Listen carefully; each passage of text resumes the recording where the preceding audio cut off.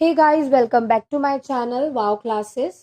तो आज last video में हमने कुछ इंपॉर्टेंट क्वेश्चंस डिस्कस करा था, ये उसी का पार्ट 2 है। हम आज भी कुछ पूरी बुक से रिलेटेड कुछ इंपॉर्टेंट क्वेश्चंस डिस्कस करने वाले हैं। तो चलिए स्टार्ट करते हैं।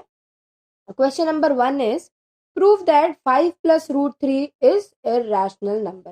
लास्ट टाइम हमने नॉर्मल एक नंबर लिया था, यहाँ पे एक और नंबर ऐड हो गया। तो सबसे पहले हम वही करेंगे, 5 प्लस रूट 3 को एज्यूम कर लेंगे कि वो रैशनल नंबर है। तो 5 plus root 3 is equal to a plus B, where a and b are coprime numbers.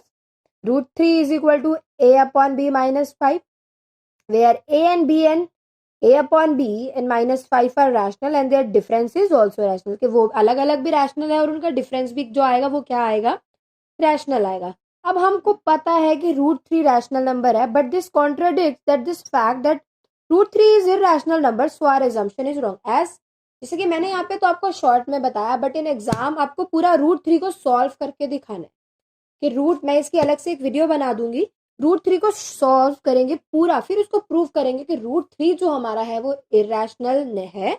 तो अगर रूट 3 ही इरैशनल है तो पूरा नंबर हमारा इरैशनल हो गया ना। तो 5 प्लस रूट 3 भी हमारा क्या हो गया, इरैशनल नंबर।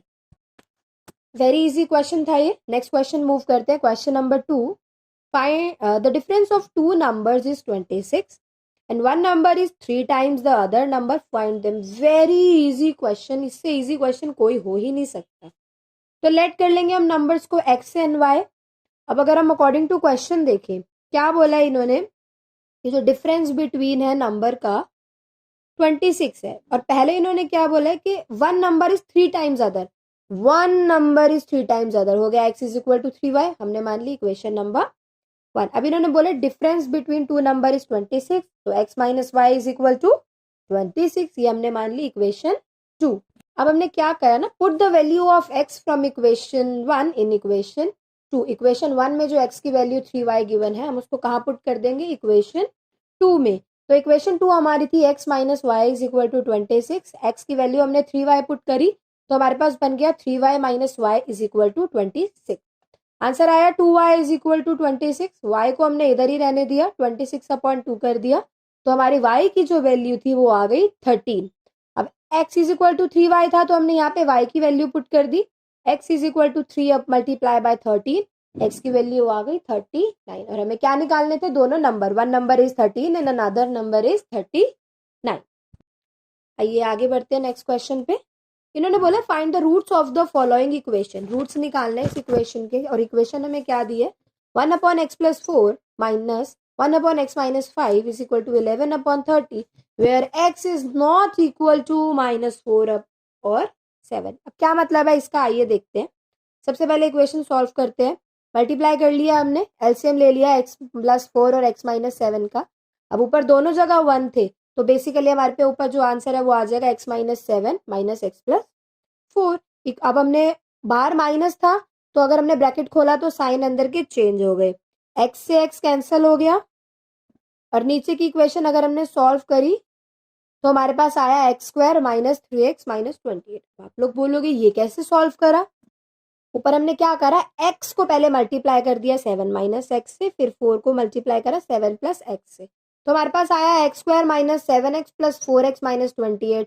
फिर हमने डायरेक्ट 7x और 4x को माइनस कर दिया, तो हमारे पे डायरेक्टली ये इक्वेशन आ गई x square minus 3x minus 28।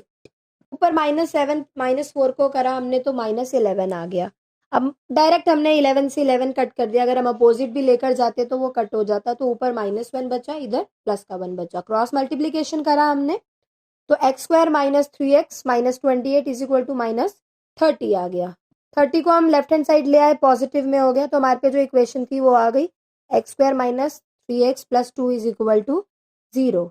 अब हमने एक एक्सपेंडिंग मेथड पढ़ा था कि हम मिडल टर्म को एक्सपेंड करते थे। नाउ हाउ वी एक्सपेंड, अगर हम एक्सपेंड कर सकते हैं 2 मल्टीप्लाई 1 करें, जैसे हमने यहाँ पे 2 प्लस 1 नंबर लिए, तो 2 प्लस 1 करके मिडल नंबर आना चाहिए जो कि आ रहा है 3, और 2 मल्टीप्लाई 1 करके लास्ट नंबर आ रहा है जो कि आ रहा है 2।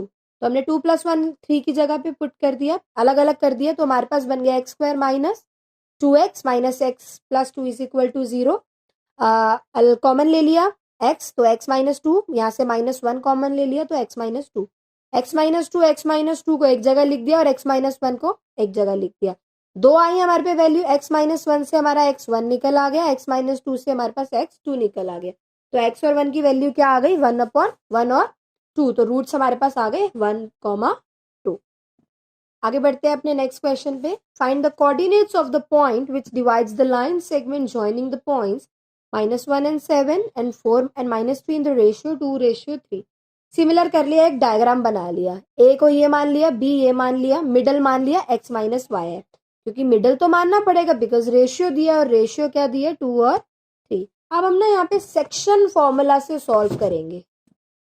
सेक्शन फॉर्मूला में m1 हमारा हो गया 2, m2 हमारा हो गया 3, x1 ये हो गया, x2 this, y1 this, y2 this.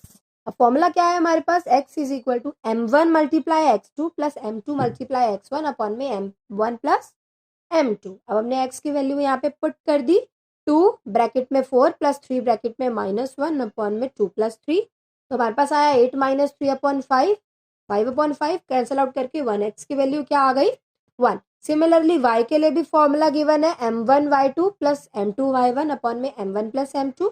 Solve करा, हमारे पास y की वैल्यू क्या आ गई, 3। तो रूट्स हमें निकालने थे, सेक्शन फॉर्मूला से निकालने थे, कुछ अलग नहीं था। लास्ट क्वेश्चन में हमने नॉर्मल में निकाले थे, यहाँ पे सेक्शन फॉर्मूला से निकाले थे। x आ गया 1, y आ गया 3। नेक्स्ट क्वेश्चन ट्रिग्नोमेट्री का है, बहुत ही शॉर्ट क्वेश्चन है और इम्पोर्टेंट इतना है कि आपको ये करके ही जाना है। तो prove that cot a minus cos a upon में cot a plus cos a is equal to cosec a -1 upon में cosec a प्लस 1। आप देख ही सकते हैं सॉल्यूशन कितना छोटा है इसका। LHS हमने लिया cot a minus cos a upon cot a plus cos a।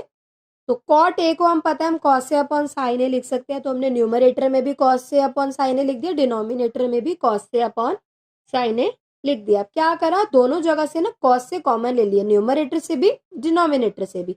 cos से कॉमन लिया तो न्यूमरेटर में हमारे पास बचा 1/sin a -1, डिनोमिनेटर में बचा 1/sin a प्लस 1। क्यों ये बचा, बिकॉज cos a से कैंसिल हो गया। अब आपको पता है 1/sin a को क्या कहते हैं, cosec a।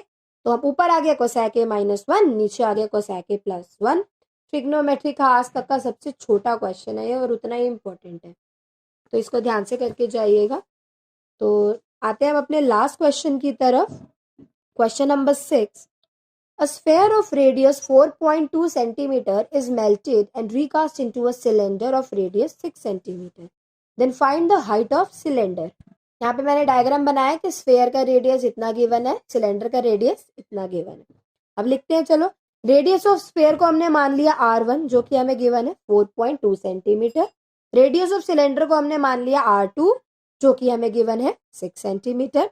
और let height be of cylinder भी h, और हाइट को हमने क्या लेट कर लिया, h।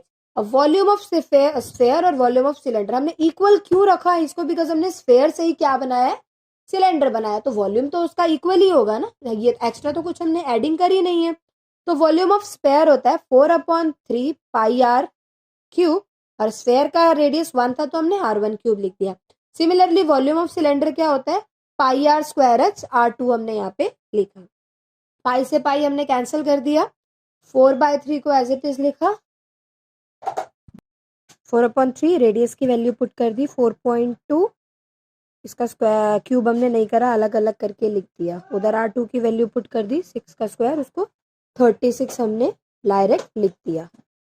तो नीचे हमने लिख दिया 4/3 मल्टीप्लाई 4.2, पॉइंट हटा के नीचे 10, तीनों जगह पे ऐसे कर दिए, is equal to 36 multiply h। Cuttings करके जो हमारे पास आंसर आया दैट मीन्स 12348 अपॉन में 125 is equal to 36 multiply h। 36 को हम इधर ले आए, सॉल्व करा तो हाइट हमारे पास जो है वो आ गई 2.744 सेंटीमीटर। बेसिकली हमने इजी तरीका ढूंढा कटिंग्स करने का। तो आज के लिए बस इतना ही। Do like, share and subscribe my channel.